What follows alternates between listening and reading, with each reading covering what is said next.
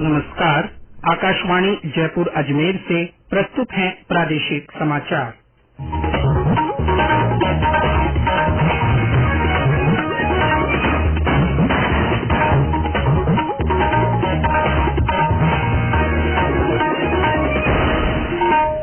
मुख्य समाचार। प्रधानमंत्री नरेंद्र मोदी आज हैदराबाद में कई विकास परियोजनाओं का भूमि पूजन और उद्घाटन करेंगे। श्री मोदी सिकंदराबाद में जनसभा को भी संबोधित करेंगे।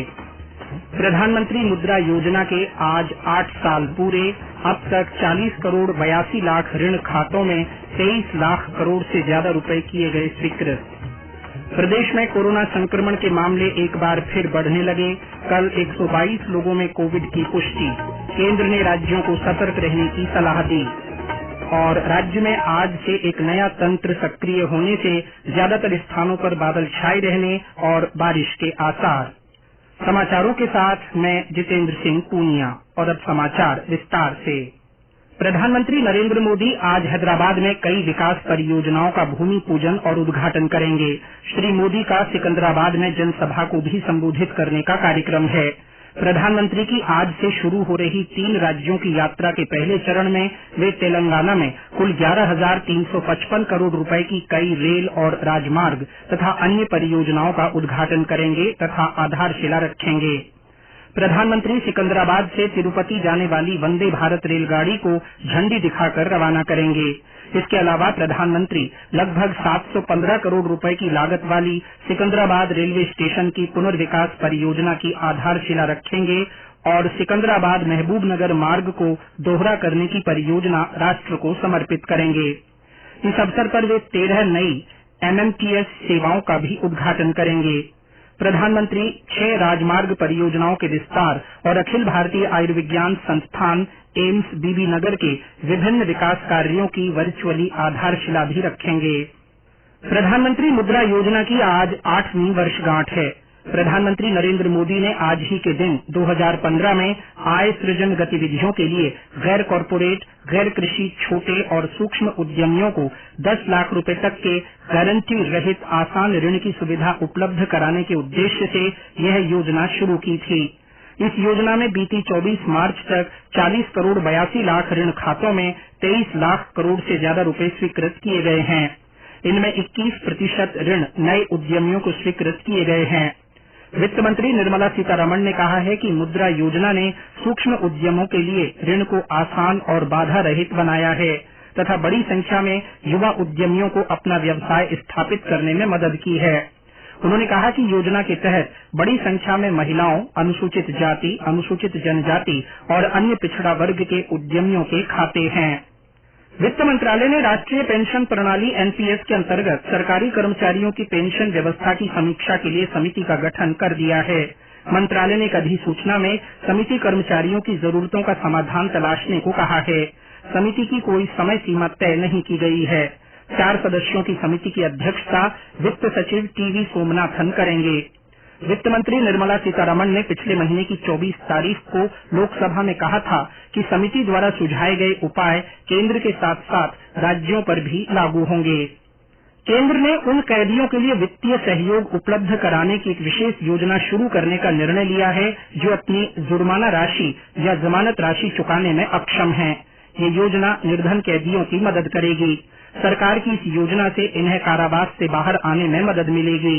गृह मंत्रालय ने कहा है कि इस योजना को संबंधित पक्षों के साथ विस्तृत विचार विमर्श के बाद अंतिम रूप दिया गया है। ये समाचार आकाशवाणी जयपुर अजमेर से प्रसारित किए जा रहे हैं। समाचार बुलेटिन में आपका फिर स्वागत है। प्रदेश में कोरोना संक्रमण के मामले एक बार फिर सामने आने लगे हैं। पिछले कुछ दिनों से कोविड रोगियों की संख्या में बढ़ोतरी देखी जा रही है। राज्य भर में कल कोरोना संक्रमण के 122 नए मामले सामने आए। सबसे ज्यादा 34 मामले जयपुर जिले में मिले। जोधपुर में 18, उदयपुर और बीकानेर में 11-11, नागौर में 8, चित्तौड़गढ़ में 7, सवाईमाधोपुर में 5 और राजसमंद, सीकर तथा सिरोही में 4-4 व्यक्तियों में इस रोग की पुष्टि हुई। इस बीच बढ़ते कोरोना मामलों को देखते हुए केंद्रीय स्वास्थ्य मंत्री मनसुख मांडविया ने राज्य सरकारों को सामूहिक भावना से काम जारी रखने की जरूरत बताई है। वीडियो कॉन्फ्रेंसिंग के जरिए कल राज्यों के साथ बैठक में श्री मांडविया ने सतर्क रहने और कोविड प्रबंधन की सभी तैयारियां पूरी रखने की सलाह दी। उन्होंने स्वास्थ्य मंत्रियों से इस महीने की 10 और 11 तारीख को सभी अस्पतालों में मॉक ड्रिल कराने का अनुरोध किया। जयपुर के जामडोली में चल रहे राष्ट्रीय सेवा भारती के दूसरे दिन आज भी कई राष्ट्रीय और सामाजिक मुद्दों पर राष्ट्रीय नेता अपने विचार रखेंगे। 3 दिवसीय सेवा संगम का कल राष्ट्रीय स्वयंसेवक संघ के सरसंघ चालक डॉक्टर मोहन भागवत ने उद्घाटन किया था। इस अवसर पर परिसर में स्वावलंबी भारत समृद्ध भारत की झलक दर्शाती प्रदर्शनी भी लगाई गई है। सरसंघ चालक डॉक्टर भागवत ने प्रदर्शनी में ग्राम विकास के कार्यों पर जयपुर और चित्तौड़ प्रांत द्वारा बनाई गई डॉक्यूमेंट्री के पोस्टर का विमोचन भी किया। और अब प्रस्तुत है आकाशवाणी के लोकप्रिय कार्यक्रम प्रधानमंत्री की मन की बात पर आधारित विशेष श्रृंखला। आज की कड़ी का विषय है पराक्रम पर्व, युवाओं का शौर्य। मन की बात कार्यक्रम की 48वीं कड़ी में प्रधानमंत्री नरेंद्र मोदी ने पराक्रम दिवस को लेकर युवाओं और देशवासियों से संवाद किया। 30 सितंबर 2018 को प्रसारित कार्यक्रम में श्री मोदी ने शौर्य और पराक्रम के इसी भाव को याद करते हुए नौजवानों का आह्वान किया। पराक्रम पर्व जैसा दिवस युवाओं को हमारी सशस्त्र सेना के गौरवपूर्ण विरासत की याद दिलाता है और देश की एकता एवं अखंडता सुनिश्चित करने के लिए हमें प्रेरित भी करता है। मैंने भी वीरों की भूमि राजस्थान के जोधपुर में एक कार्यक्रम में भाग लिया। अब यह तय हो चुका है कि हमारे सैनिक उन सबको मुंह तोड़ जवाब देंगे जो हमारे राष्ट्र में शांति व उन्नति के माहौल को नष्ट करने का प्रयास करेंगे। हम शांति में विश्वास करते हैं और इसे बढ़ावा देने के लिए प्रतिबद्ध है, लेकिन सम्मान से समझौता करके और राष्ट्र की संप्रभुता की कीमत पर कतई नहीं। भारत सदा ही शांति के प्रति वचनबद्ध और समर्पित रहा। लोकसभा अध्यक्ष ओम बिड़ला की पहल पर 1 मई से आयोजित किए जा रहे कोटा बूंदी खेल महोत्सव में विभिन्न खेलों की टीमों के लिए ऑनलाइन रजिस्ट्रेशन शुरू हो गए हैं। इसमें पंजीकरण के लिए वेबसाइट शुरू की गई है। खेल आयोजन में महिला और पुरुष वर्ग की टेनिस बॉल, क्रिकेट, कबड्डी और रस्साकशी की प्रतियोगिताएं होंगी। आयोजन को पंचायत समिति, विधानसभा और संसदीय क्षेत्र स्तर के 3 भागों में बांटा गया है। श्री महावीर जी में चल रहे भगवान महावीर के वार्षिक मेले में कल कवि सम्मेलन आयोजित किया गया। कवि सम्मेलन में देश भर से आए कवियों ने अपनी रचनाओं के माध्यम से श्रोताओं को हास्य, वीर रस और श्रृंगार से ओत-प्रोत कर समा बांधा। कवियों ने इस दौरान अहिंसा, शाकाहार, त्याग, तपस्या के साथ कन्या भ्रूण हत्या नहीं करने और देशभक्ति का संदेश दिया। श्री महावीर जी मेले का आज समापन होगा।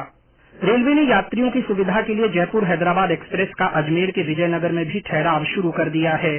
सांसद भागीरथ चौधरी और मंडल रेल प्रबंधक राजीव धनखड़ ने कल विजयनगर रेलवे स्टेशन से गाड़ी को हरी झंडी दिखाकर रवाना किया। द्विसाप्ताहिक ये गाड़ी जयपुर से हैदराबाद जाते समय शाम 6:28 पर विजयनगर पहुंचेगी, जबकि हैदराबाद से जयपुर आते समय रात को 1:40 पर स्टेशन पर ठहरेगी। प्रदेश के मौसम में एक बार फिर बदलाव देखने को मिल रहा है।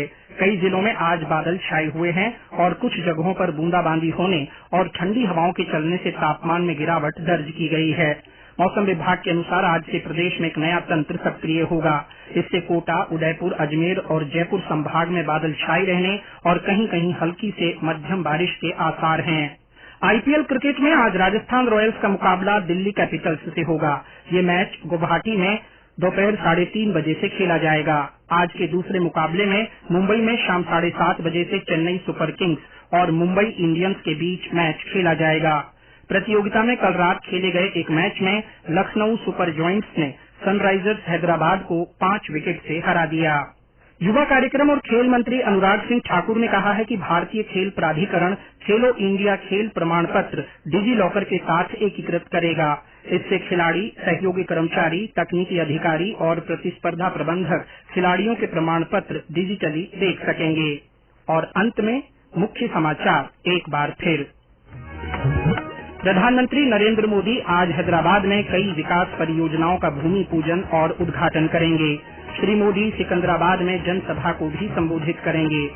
प्रधानमंत्री मुद्रा योजना के आज 8 साल पूरे हो गए हैं। अब तक 40 करोड़ 82 लाख ऋण खातों में 23 लाख करोड़ से ज्यादा रुपए स्वीकृत किए गए हैं। प्रदेश में कोरोना संक्रमण के मामले एक बार फिर बढ़ने लगे हैं। कल 122 लोगों में कोविड की पुष्टि हुई है। केंद्र ने राज्यों को सतर्क रहने की सलाह दी है। और राज्य में आज से एक नया तंत्र सक्रिय होने से ज्यादातर स्थानों पर बादल छाए रहने और बारिश के आसार हैं। इसी के साथ प्रादेशिक समाचार बुलेटिन समाप्त हुआ। नमस्कार।